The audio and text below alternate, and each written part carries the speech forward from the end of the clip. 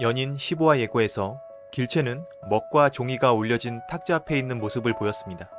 과연 무엇을 적으려고 했고 그 이유는 무엇일까요? 옆에 있던 량음의 표정을 잘 보면 뭔가 불만에 가득 차 있습니다. 조선으로 갈 줄 알았던 길채가 장현의 옆에 남겠다고 하니 싫은 것이겠죠. 길채는 이제 구원무의 곁에서 완전히 떠나서 장현과 함께할 것을 결심한 것으로 보입니다.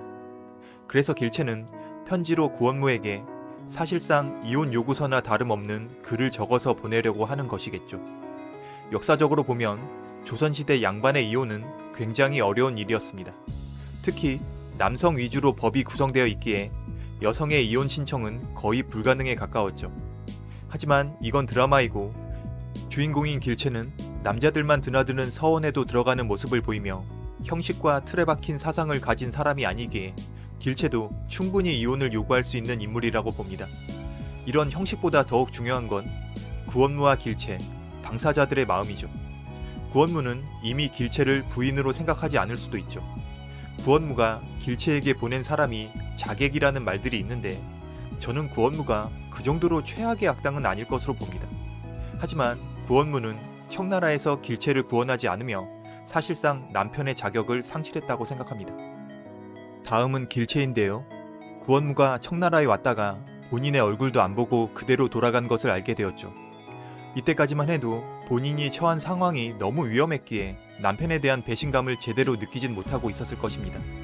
15화에서 길채는 이전보다 조금 안전해졌기 때문에 여러 생각을 할 수 있는 여유가 생길 것입니다.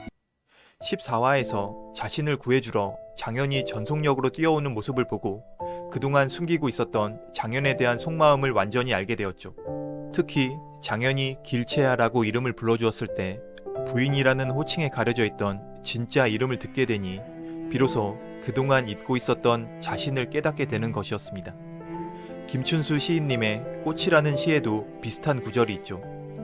장현은 누이가 노비와 사랑에 빠졌었고 누이의 죽음 직전에 그 노비가 아씨라는 호칭 대신 누이의 이름을 불러주었을 것입니다. 장현은 그런 애절한 사랑을 목격했고 여전히 기억에 남아있겠죠. 그에 따라 장현은 위험에 처한 길채를 보고 부인이라는 호칭 대신 길채야라는 이름이 무의식적으로 나온 것이죠. 단순하게 이름을 부른 것이 아닌 장현의 진정한 사랑이 담긴 외침이었습니다. 길채는 그런 장현의 마음을 알게 되었고 본인 또한 마음 깊은 곳에 숨겨져 있던 사랑의 감정이 표출되었죠. 그에 따라 얼굴도 안 보고 돌아간 구원무에 대한 배신감도 더 강하게 올라오게 됩니다. 길채는 구원무에게 그간 느꼈던 심정을 솔직히 적어보낼 것입니다.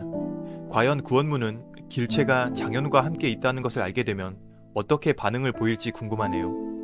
이번 영상은 여기까지이며 다음 리뷰도 준비해서 올려드리겠습니다.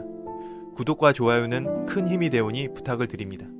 시청해주셔서 감사합니다. 매너와섭이었습니다. 고맙습니다.